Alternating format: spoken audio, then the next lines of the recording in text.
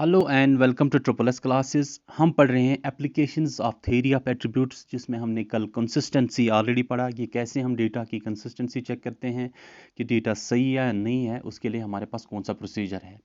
हमें देखना है कि कोई भी फ्रीक्वेंसी नेगेटिव नहीं होनी चाहिए और कोई भी फ्रीक्वेंसी n से बढ़कर नहीं होनी चाहिए। ये दो रूल्स हमें याद रखने चाहिए। दोनों में से एक भी अगर फॉलो नहीं होता है तो डेटा इज़ इनकंसिस्टेंट। ये था हमारे पास प्रोसीजर। कल जो हमने लेक्चर दिया था उसमें मैंने आपको दो न्यूमेरिकल्स भी दिए थे होमवर्क के लिए, और पहला जो हमारे पास न्यूमेरिकल था उसमें मैंने आपको जो वैल्यूज़ दिए थे उसमें खाली मैंने रो टोटल्स और कॉलम टोटल्स दिए थे। ये वैल्यूज़ आपके पास दिए गए थे और आपके पास ये अल्टीमेट फ्रीक्वेंसी वाले वैल्यूज़ जो है वो आपके पास नहीं दिए गए थे। इसका मतलब है आप खुद ना गेस करें कि इसका 60 हो और इसका 40 हो तो मेरे पास टोटल बन जाता है। ये भी हो सकता है इसका 110 हो और इसका -10 हो। ठीक है, आपके पास कोई भी तरीका नहीं है, इसमें बहुत सारे वैल्यूज़ आ सकते हैं इस टोटल को ये फुलफिल करने के लिए। ठीक है, इसलिए आप कोई भी गेस ना करें। जब आपके पास खाली रो टोटल्स और कॉलम टोटल्स दिए गए हैं, it directly means that data is insufficient. ठीक है, आपके पास यहाँ पे दो वेरिएबल्स डिराइव करने हैं। It's not possible to derive the two variables with when only single variable is given. ठीक है, ये था पहला क्वेश्चन कि इसमें डेटा इनसफिशिएंट है, आपके पास खाली रो टोटल्स एंड कॉलम टोटल्स दिए गए थे। बहुत सारे स्टूडेंट्स ने मुझे कहा भी था और बहुत अच्छी तरह से मुझे कुछ स्टूडेंट्स ने इसके पिक्चर्स भी भेजे उन्होंने जब सॉल्व किया था इस क्वेश्चन को। तो जब आपके पास डेटा इंसफिशिएंट है तो अगर आपके ऑप्शंस में डेटा इंसफिशिएंट हो तो डेटा इंसफिशिएंट पे ही क्लिक कर लीजिए, पहली बात। दूसरी बात यह है कि दूसरा क्वेश्चन जो हमारे पास था उसका आंसर था डेटा इज़ कंसिस्टेंट। उसमें कंसिस्टेंट डेटा था क्योंकि कोई भी फ्रीक्वेंसी नेगेटिव नहीं थी और कोई भी फ्रीक्वेंसी n से बढ़कर नहीं थी। ठीक है, ये थे कल के दो क्वेश्चंस। अब मैंने जो आज आपको बतानी है वो एक ट्रिक है कि अगर आपके पास कभी ऐसे क्वेश्चन दिया गया हो जहां आपके पास खाली अल्टीमेट फ्रीक्वेंसीज दी गई हो डायरेक्टली, तो आप बिना टेबल बनाए डायरेक्टली कह सकते हैं कि ये डेटा कंसिस्टेंट है या इनकंसिस्टेंट है। देख लीजिए किस तरह से चेक करेंगे। Check for the ultimate frequencies. If any ultimate frequency is negative, the data is inconsistent, otherwise not. अगर अल्टीमेट फ्रीक्वेंसीज दी गई हो और उसमें से कोई भी अल्टीमेट फ्रीक्वेंसी नेगेटिव नहीं है, इसका मतलब है डेटा कंसिस्टेंट है। और अगर कोई भी अल्टीमेट फ्रीक्वेंसी नेगेटिव है, इसका मतलब है डेटा इनकंसिस्टेंट है। सिंपली आपने क्या करना है चेक। अल्टीमेट फ्रीक्वेंसीज अगर आपके क्वेश्चन में दी गई है तो आपने टेबल बनाने की कोई ज़रूरत नहीं है, पहली बात। दूसरी बात यह है कि अगर अल्टीमेट फ्रीक्वेंसी सभी नहीं दी गई है तो आपने टेबल बना के बाकी जो वैल्यूज़ है उनसे वो वैल्यूज़ डिराइव करने हैं। अच्छा, ये अल्टीमेट फ्रीक्वेंसीज का क्या रोल है, ये ट्रिक हमने कैसे बनाई, ये देख लीजिए। ये हमारे पास अल्टीमेट फ्रीक्वेंसीज है। हमारे पास ये जो रो टोटल और कॉलम टोटल है ये तो अल्टीमेट फ्रीक्वेंसीज का ही सम है। इसका मतलब है अगर अल्टीमेट फ्रीक्वेंसीज पॉजिटिव होंगे तो हमारे पास रिजल्ट भी पॉजिटिव ही आएगा।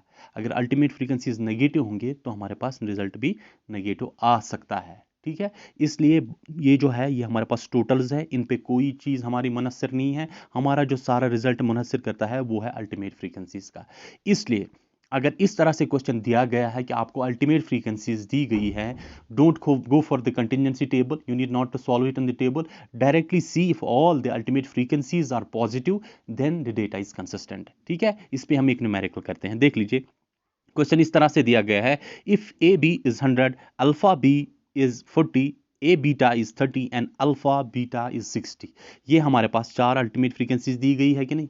चारों अल्टीमेट फ्रीक्वेंसीज हमारे पास पॉजिटिव है। Find if the data is consistent or not. मैंने क्या बताया आपको कि जब आपके पास अल्टीमेट फ्रीक्वेंसीज सभी पॉजिटिव होंगे तो you need no ultimate frequencies negative. इसका मतलब है you need not to make any table, therefore data is consistent. आपको सॉल्व करने की कोई ज़रूरत नहीं है, एक बात। दूसरा ये है कि अगर आपके पास अल्टीमेट फ्रीक्वेंसीज सभी नहीं दी गई हैं तो बाकी को डिराइव करने के लिए अपनी टेबल बनाना ही बनाना है।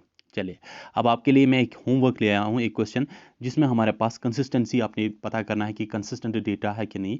वो आपके पास ये ए बीटा दिया गया है 220, अल्फा बी दिया गया है 130, अल्फा बीटा दिया गया है हमारे पास 110 एंड ए दिया गया है 180। अब देख लीजिए यहाँ पे अल्टीमेट फ्रीक्वेंसी सभी होती तो मैं डायरेक्टली बता देता आंसर, लेकिन अल्टीमेट फ्रीक्वेंसी सभी नहीं दी गई हैं, इसलिए इसको हमें क्या करना है, इसके लिए हमें कंटिजेंसी मैट्रिक्स बनानी है।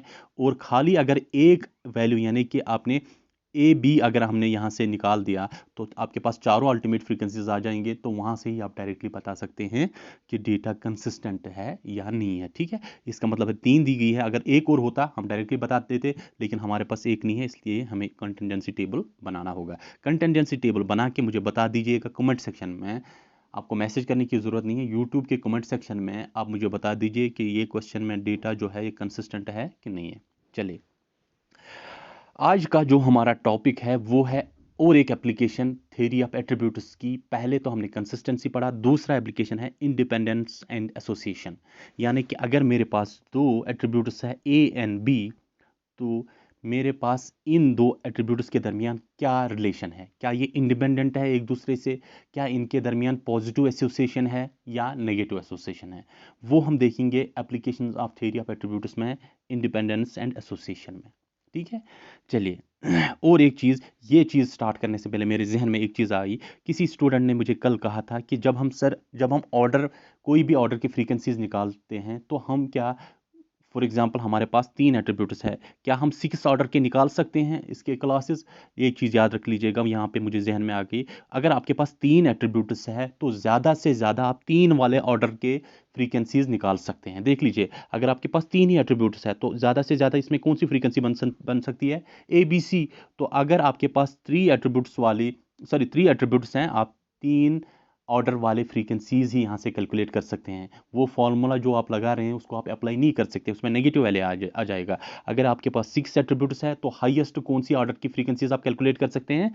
6 वाली। अगर 7 एट्रीब्यूट्स है तो 7 वाली हाईएस्ट आप कैलकुलेट कर सकते हैं। ठीक है, सिंपल तरीका है ये फ्रीक्वेंसीज कैलकुलेट करने का। कल किसी स्टूडेंट ने पूछा था, मैंने बताया था, मैं डिस्कस करूंगा इस चीज़ को, जहाँ पे आप और किसी भी ऑर्डर की फ्रीक्वेंसीज को कैलकुलेट करते हैं। तो ये है तरीका उसके लिए, जितने आपके पास एट्रीब्यूट्स है हाईएस्ट ऑर्डर उतना ही हो सकता है, उससे बढ़कर नहीं होगा, क्योंकि आप देखेंगे आपके ब्रैकेट्स में उतना ही मैक्सिमम नंबर ऑफ एट्रीब्यूट्स आ सकते हैं।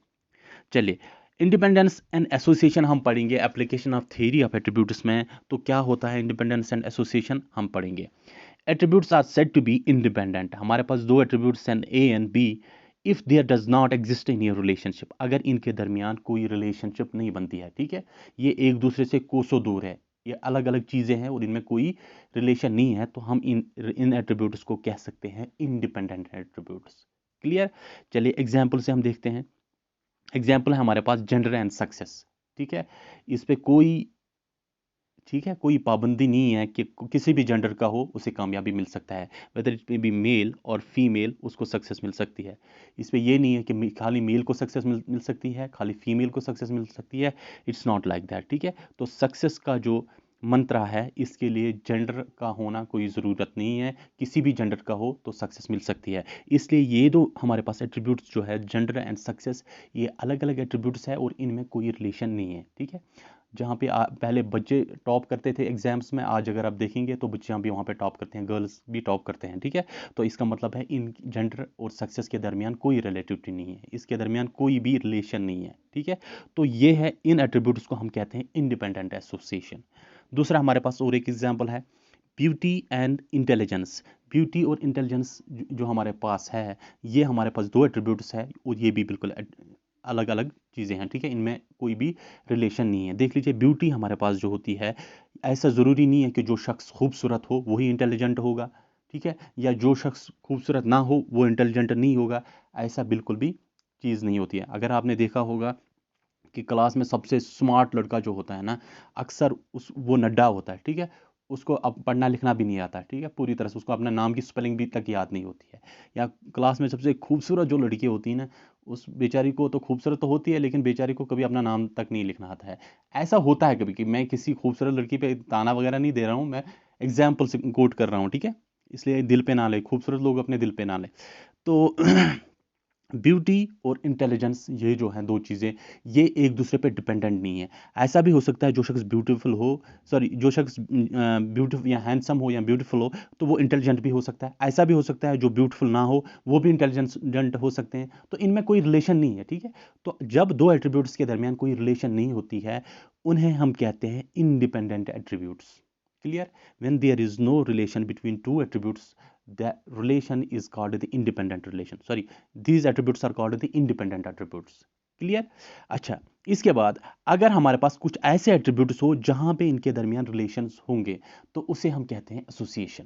देख लीजिए, two attributes are said to be associated if they are related in one way or other. अगर दो एट्रीब्यूट्स एक दूसरे पे मुनहसर होते हैं, एक दूसरे पे वो डिपेंडेंट होते हैं या उनके दरमियान रिलेशन होती है, तो उस रिलेशन को हम कहते हैं, या उन दो एट्रीब्यूट्स को हम कह सकते हैं ये दो एट्रीब्यूट्स एसोसिएटेड है। ठीक है, इनके दरमियान एक एसोसिएशन है।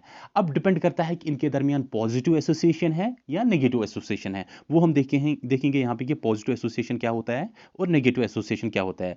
देख लीजिए बेटा, पॉजिटिव एसोसिएशन जो हमारे पास होता है वो है प्रेजेंट और एब्सेंट टुगेदर। ये जो दो एट्रीब्यूट्स मेरे पास ए एंड बी है, अगर पॉजिटिव एसोसिएशन होंगे तो अगर एक प्रेजेंट होगा दूसरा भी प्रेजेंट होगा, एक एब्सेंट होगा तो दूसरा भी एब्सेंट होगा।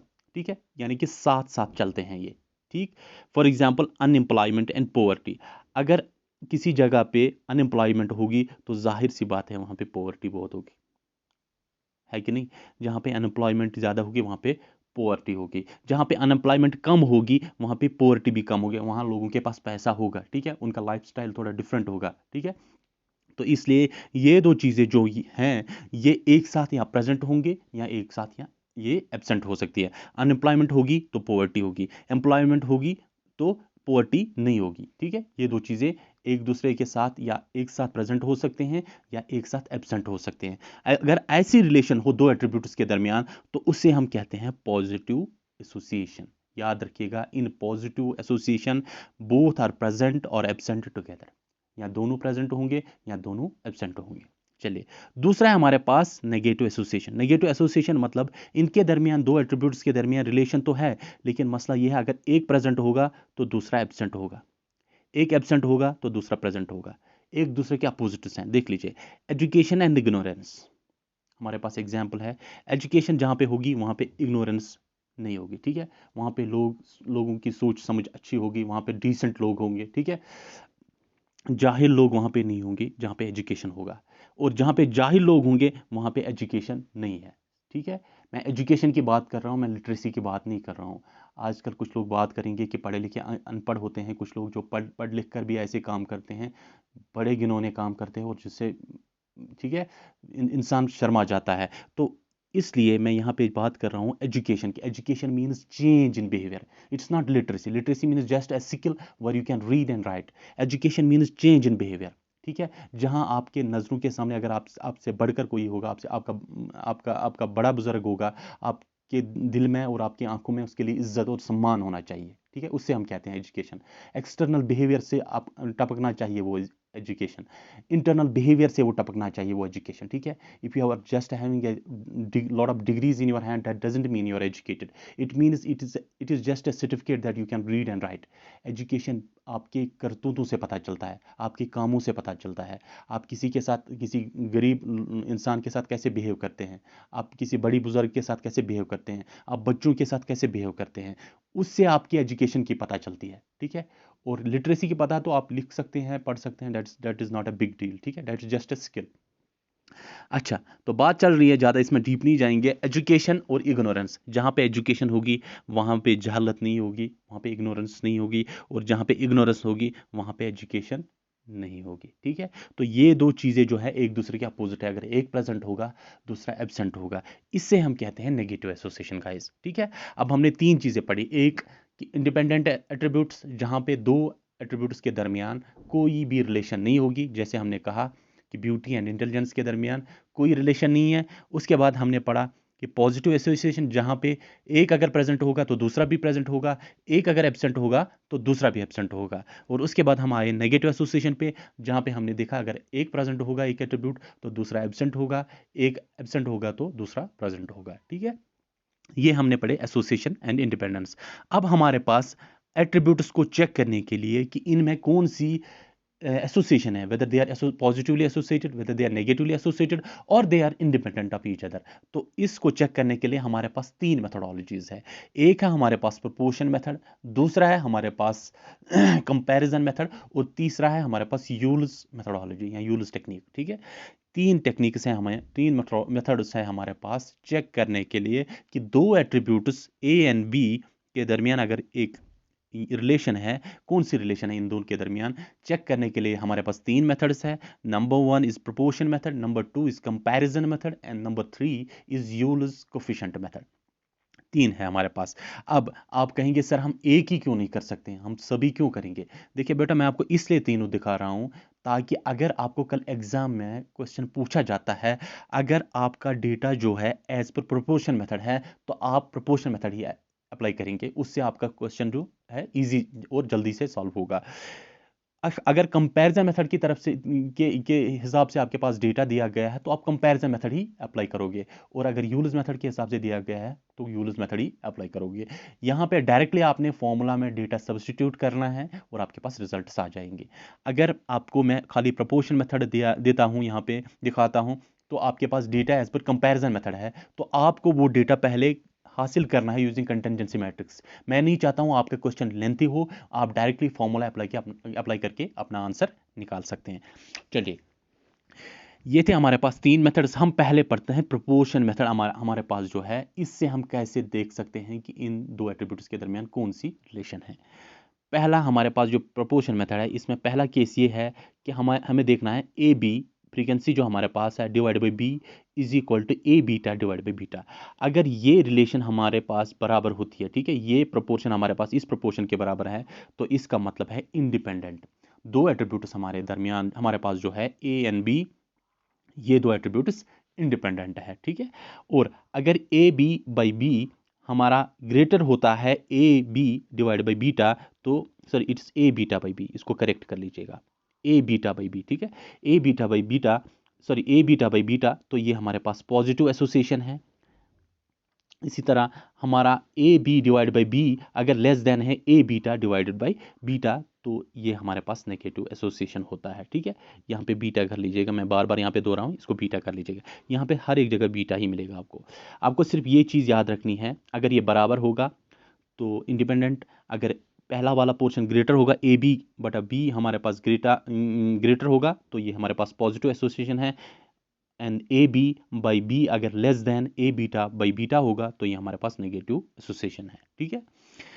अच्छा, इसके बाद आप कह सकते हैं A and B are independent, A and B are positively associated, A and B are negatively associated. इतना ही नहीं, आप ये भी कह सकते हैं alpha and beta are positively associated, negatively associated or independent. A and beta, ये भी, इनको भी हम इसी एसोसिएशन से डायरेक्टली कैलकुलेट कर सकते हैं, अल्फा बी भी इसी एसोसिएशन से हम डायरेक्टली इनके बारे में डिसीजन देख सकते हैं, ठीक है। जब आपने ये रिलेशन कैलकुलेट किया, तो इसके बाद आप डायरेक्टली कह सकते हैं इनके जो अपोजिट्स हैं A and alpha, A and beta, ठीक है, बी एंड अल्फा, ये भी एक दूसरे से इंडिपेंडेंट। अगर पहले ए एंड बी के दरमियान इंडिपेंडेंट रिलेशन निकलती है, तो ये भी इंडिपेंडेंट है, ये भी इंडिपेंडेंट है। समझ आई आपको मेरी बात? यहाँ पे मैं क्या कहना चाहता हूँ कि अगर आपने ए एंड बी के दरमियान कोई रिलेशन देखी, वही रिलेशन इनके दरमियान भी होगी, आपको अलग अलग इनके लिए रिलेशन निकालने की ज़रूरत नहीं होगी, ठीक है। अच्छा, अब इसको इस फॉर्मूला को याद कैसे रखेंगे? सर आपने बताया तो सही, लेकिन याद कैसे रखेंगे? फॉर्मूलाज ज़्यादा हो जाएंगे तो याद रखना मुश्किल होगा। देखिए बेटा, आपने खाली ये चीज़ याद रखना होगा, A B divided by B, ठीक है, और दूसरी तरफ से आपने याद रखना होगा A beta divided by beta, बस इतना सा। अगर दो एट्रीब्यूट्स इंडिपेंडेंट होते हैं, तो आपने यहाँ पे इक्वल टू लगाना है। समझ आए आपको मेरी बात? तो अगर इंडिपेंडेंट अगर आपके पास इंडिपेंडेंट होंगे एट्रीब्यूट्स, तो ये दो बराबर होंगे इंडिपेंडेंस के लिए। दूसरा, अगर पॉजिटिव होंगे आपके पास, जब भी पॉजिटिव एसोसिएशन होगी, पॉजिटिव सबसे बड़े लोग वो होते हैं जिनकी सोच पॉजिटिव होते हैं, तो यहाँ पे इसको पॉजिटिव के लिए बड़ा कर दीजिएगा, A B is greater than A beta by beta, ठीक है। और जिनकी सोच नेगेटिव होती है वो सबसे छोटे होते हैं, इसका मतलब है A B by B is less than A beta बटा बीटा। इस तरह से आपने याद रखना है, अपनी तरफ से एक कोड बनाना है, A B by B is equal to A beta by beta, आपको याद ही रखा, ठीक है, डायरेक्टली। तो ए बी बाई बी, इसका मतलब है पॉजिटिव एसोसिएशन के लिए हमने क्या करना है, इसको पॉजिटिव करना है, ये पॉजिटिव है, इसकी सोच पॉजिटिव है, तो ये बड़ा ही होगा, ठीक है। तो is greater than A beta बटा बीटा। और नेगेटिव के लिए आपने क्या करना है, ए बी बाई बी जो है, अगर नेगेटिव इनके दरमियान रिलेशन होगी, तो ये लेस देन होगा ए बीटा बटा बीटा। मैंने क्या कहा, नेगेटिव लोग जो हैं वो सबसे छोटे लोग होते हैं, जिनकी नेगेटिव सोच होती है। इस तरह से आप कोई भी आप अपनी तरह से कोई टेक्निक बना के इसको याद रखिएगा, ठीक है। बड़ा आसान सा फॉर्मूला, एक ही फॉर्मूला आपने याद रखना है इसमें। इस पे कुछ न्यूमेरिकल्स करते हैं हम, किस तरह से हम सॉल्व करेंगे इसको। हमारे पास दिया गया है A B is equal to 100, B is equal to 10, A B beta is equal to 150 and beta is equal to 15। ये आपके पास डेटा दिया गया है। Find out how A and B are associated. आपने बताना है ए एंड बी कैसे एसोसिएटेड है। हमने पहले क्या करना है, calculate A B by B, ठीक है। ए बी बाई बी जब हमने कैलकुलेट किया तो ए बी हमारे पास 100 है, बी हमारे पास 10 है, तो आपके पास 100 बाई 10 क्या आ जाता है, 10, ठीक है। इसके बाद हमने क्या कैलकुलेट करना है, ए बीटा बाई बीटा। तो ए बीटा बाई बीटा हमारे पास है 15, सॉरी ए बीटा हमारे पास है 150 और बीटा हमारे पास है 15। ये हमारे पास 150 डिवाइड बाई 15 10 आ जाता है। यहाँ पे हमारे पास A B by B is equal to A beta by beta. जब हमारे पास बराबर होंगे दोनों वैल्यूज तो उससे हम क्या कहते हैं, इंडिपेंडेंट रिलेशन, ठीक है। इसका मतलब है A B by B is equal to A beta by beta, the relation is independent, यानी कि the attributes, two attributes are independent of each other. ये है पहला क्वेश्चन। दूसरा क्वेश्चन हमारे पास ये है, if A B is equal to 200, B is equal to 10, A beta is equal to 250 and beta is equal to 25, find out the relation, ठीक है। इसमें आपने रिलेशन देखनी है, एसोसिएटिविटी क्या है। पहले हमने क्या कैलकुलेट करना है, A B by B. A B by B यानी कि ए बी हमारे पास 200 है, बी हमारे पास 10 है, तो which is equal to 20। A beta हमारे पास 250 है, ठीक है, एंड बीटा हमारे पास 25 है, तो 25 250 बाई 25 इज इक्वल टू 10। तो यहाँ पे अगर आप देखेंगे ए बी बाई बी जो है वो बड़ा है किससे, ए बीटा बाई बीटा, ठीक है। मैंने कहा ये बड़े लोग कौन होते हैं, बड़े लोग कौन होते हैं, जिनकी सोच पॉजिटिव होती है। तो आप डायरेक्टली लिख सकते हैं पॉजिटिवली एसोसिएटेड। समझ आई आपको मेरी बात। इस तरह से आप देख सकते हैं, पॉजिटिवली एसोसिएटेड हो, नेगेटिवली एसोसिएटेड हो, या एक दूसरे से इंडिपेंडेंट हो। होमवर्क के लिए आपके पास ये क्वेश्चन है, मुझे बता दीजिए कि ये कैसे एसोसिएटेड है, यहाँ पे कैसे एसोसिएटेड है ए एंड बी, ठीक है। आपके पास ए बी 210 दिया गया है, बी आपके पास 10 दिया गया है, ए बीटा आपके पास 310 दिया गया है एंड बीटा आपके पास 10 दिया गया है। फाइंड एसोसिएशन, आपने एसोसिएशन देखना है यहाँ पे, whether the two attributes are independent, positively associated or negatively associated. चलिए, ये था हमारे पास प्रोपोर्शन मेथड, जहां पे हमने दो चीजें याद रखनी है, A B by B is to be किसके साथ compared with A beta by beta. ये दो कंपेयर हम करते हैं, अगर बराबर होंगे इंडिपेंडेंट, अगर A B by B greater होगा ए बीटा बाई बीटा तो ग्रेटर होगा, इसका मतलब है positively associated. A B by B अगर लेस होगा ए बीटा बाई बीटा से तो इसका मतलब है नेगेटिवली एसोसिएटेड। ये तीन चीज़ें याद रखनी है आपने इसमें। इसके बाद हम आते हैं कंपैरिजन मेथड में। कंपैरिजन मेथड से भी हम पता कर सकते हैं कि रिलेशन क्या है दो एट्रीब्यूट्स के दरमियान। कंपैरिजन मेथड में आपने क्या करना है, ए बी को हमने यहाँ पे एक्सपेंड करना है, ए बी को हमने लिखना है A cross B divided by N, ठीक है, A cross B divided by N. अगर ये बराबर होंगे तो इंडिपेंडेंट रिलेशन, अगर ये ग्रेटर होंगे यानी कि ग्रेटर वही होते हैं जो पॉजिटिव होते हैं तो पॉजिटिवली एसोसिएटेड, अगर लेस होंगे, ठीक है, तो नेगेटिवली एसोसिएटेड, ठीक है। अब देखेंगे हमारे पास हमें किस तरह से इसमें क्वेश्चन सॉल्व करना है। ये रिलेशन आपने याद रखना है, A B is equal to A cross B, ठीक है, डिवाइडेड बाई एन, इतना सा याद रखना है। ये हमने देखना है, ये हमने देखना है, अगर बराबर होंगे तो इंडिपेंडेंट, ठीक है, अगर ग्रेटर होगा ए बी तो पॉजिटिवली एसोसिएटेड, अगर लेस होगा तो नेगेटिवली एसोसिएटेड। सिंपल सा ये चीज़ आपने याद रखना है, इसमें कुछ और याद नहीं रखना। ये बड़ा बायनोमियल फॉर्मूला की तरह आपने कुछ याद नहीं रखना, इसमें बड़ा सिंपल सा तरीका है चेक करने का। चलिए देखते हैं, इसमें जो पीए का क्वेश्चन है वो हम कल डिस्कस करेंगे, इसमें इसी में से आया था। Type of association in A given data, आपने देखना है ये आपके पास डेटा दिया गया है, इसमें कौन सी एसोसिएशन है। हमारे पास फॉर्मूला क्या है, डेटा दिया गया है, फॉर्मूला हमारे पास है A B is equal to A cross B divided by N. Simple सी फॉर्मूला है बेटा, ठीक है। पहले हम क्या चेक करेंगे, ए बी, तो ए बी हमारे पास दिया गया है, ए बी हमारे पास क्या दिया गया है, 20 दिया गया है, तो ए बी इक्वल टू 20। अब हमने क्या करना है, A cross B divided by N calculate करना है। ए हमारे पास 70 है, ठीक है, बी हमारे पास 36 है एंड एन हमारे पास 106 है। अगर आप ये कैलकुलेट करेंगे ये आपके पास आ जाता है 23.77, ठीक है। ए क्रॉस बी आपके पास आता है 23.77। इसका मतलब है ये जो ए बी है हमारे पास, ये छोटा है किससे, A cross B divided by n। जब इससे छोटा है तो इसका मतलब है छोटे कौन होते हैं, जिनकी सोच नेगेटिव होती है, तो दे आर नेगेटिवली एसोसिएटेड। इसका मतलब है A B is less than A cross B divided by n। जब लेस है यानी कि छोटा है, इसका मतलब है नेगेटिवली एसोसिएटेड। समझ आई आपको ये बात? इस तरह से हम देखते हैं कि पॉजिटिवली एसोसिएटेड है या नेगेटिवली एसोसिएटेड है यूजिंग कंपैरिजन मेथड। ठीक है, कंपैरिजन मेथड में हम इस तरह से देखते हैं कि पॉजिटिवली एसोसिएटेड है या नेगेटिवली एसोसिएटेड है। ठीक, तो इसमें जो बाकी क्वेश्चंस रहते हैं कंपैरिजन मेथड में, जो पीए में क्वेश्चन आया था, और इसमें हम कल और न्यूमेरिकल्स करेंगे, और उसके बाद हम आ जाएंगे यूल्स मेथड में। यूल्स मेथड में आपको आज ही करवाता, लेकिन वो थोड़ा सा लेंथी है, उसमें हमने थोड़ा सा डीप जाना है। अगर हमने स्ट्रॉन्ग और वीक एसोसिएटिविटी भी देखनी है तो उसमें आपको थोड़ा सा कन्फ्यूजन होगा, इसलिए आज हम उस मेथड को डिस्कस नहीं करेंगे। आज के लिए जो मैंने आपके लिए होमवर्क दिया है उसको करिएगा आप। और एक चीज़, आपने यूजिंग दिस कंपैरिजन मेथड आपने एक और क्वेश्चन करना है, जो मैं यहाँ पे आपके लिए लिख रहा हूँ, n इज इक्वल टू 200।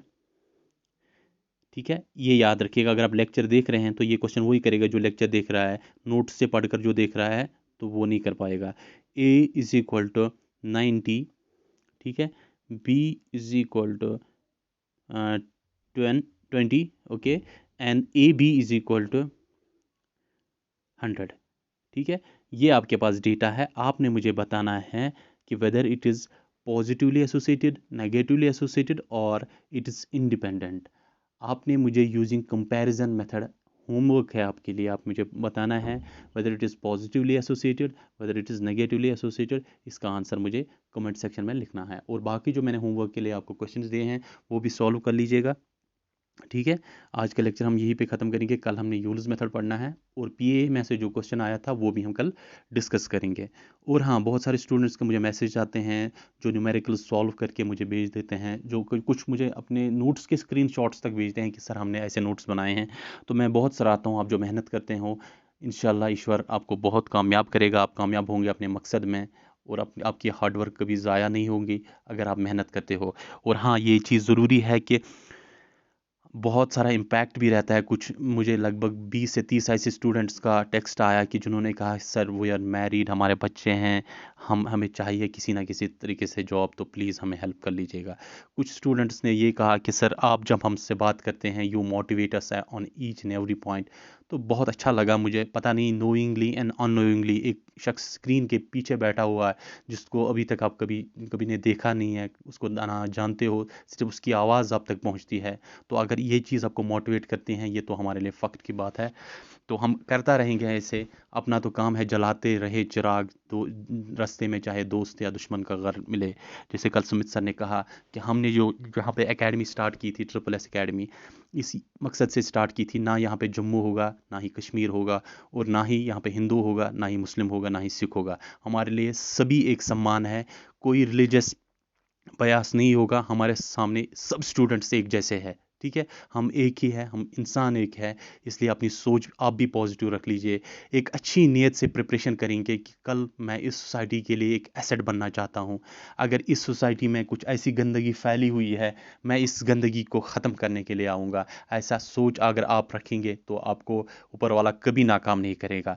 आपकी सोच पॉजिटिव होगी तो आपके लिए हमेशा पॉजिटिव होगा। अगर आपने पहले से अपनी दिमाग में गंद भर के रखा कि मुझे कल इस सिस्टम में जाना है, मुझे इस सिस्टम को लूटना है, यहाँ यहाँ से मुझे इस सिस्टम में जाके यहाँ से करप्ट होना है, मुझे पैसे कमाने हैं, ये सोच लेकर जाओगे तो कामयाब नहीं होगे। क्योंकि ऊपर वाला देखता है और हमेशा उसकी नज़र उस पर रहती है कि जो शख्स पॉजिटिव सोचता है उसके लिए पॉजिटिव हो जाए। ठीक है, अपनी सोच पॉजिटिव रखें, मेहनत कर लीजिएगा, आपकी मेहनत कभी ज़ाया नहीं होगी। ठीक है, मैंने पहले ही कहा कि आपकी सक्सेस आपकी जेंडर पे डिपेंडेंट नहीं है, और आपकी सक्सेस आपके रिलीजन पे भी डिपेंडेंट नहीं है। अगर आप हार्ड वर्क करते हो, किसी भी रिलीजन को के हो, किसी भी जेंडर के हो, तो कोई नहीं रोक सकता आपको कामयाब होने के लिए। ठीक है, बस मेहनत करते रहो। और हाँ, वो कहते हैं ना कि बन जाए अगर बात तो लोग कहते हैं क्या क्या। अगर आप अच्छा बनोगे ना तो लोग आपकी वाहवाही लूटेंगे। बन जाए अगर बात तो लोग कहते हैं क्या क्या क्या। जो बिगड़ जाए बात तो क्या क्या नहीं कहते। अगर अल्लाह ना बचाए पैर फिसल जाता है तो फिर लोग क्या क्या नहीं कहते हैं, वो आपको खुद भी पता है। ठीक है, वो कुछ भी फिर परे नहीं रखते हैं, ठीक है, आपकी वाट लगाने में। इसलिए मेहनत कर लीजिएगा, किसी की अभी ना सुने। जो लोग आपको लग रहा है कि आपको डिस्टर्ब कर रहे हैं, आपको डिस्ट्रैक्ट कर रहे हैं, बुलर देम फॉर टाइम बिंग, ठीक है। 3 महीने या 2 महीने आपके पास है, इसमें आप प्रायोरिटाइज कर लीजिएगा खाली इसको कि मुझे क्वालिफाई करना है ये एग्ज़ाम। आपके पास बहुत ज़बरदस्त अपॉर्चुनिटी है, बार बार नहीं आनी ये अपॉर्चुनिटी, बहुत सालों के बाद पोस्ट निकले हैं, और ये इस अपॉर्चुनिटी को अगर आपने गंवा दिया तो फिर आपके लिए बहुत मुश्किल हो जाएगी बेटा, ठीक है। अपना अच्छे से ख्याल रख लीजिएगा, अपने माँ बाप का ख्याल रख लीजिएगा, और इजाज़त दीजिएगा, कल हम आपके लिए लेके आएंगे एक नया सा लेक्चर, जिसमें हम मोस्ट ऑफ द पोर्शन इस जो हमारा टॉपिक है इसका कंप्लीट करेंगे। चलिए इजाज़त दीजिएगा, अल्लाह हाफिज़।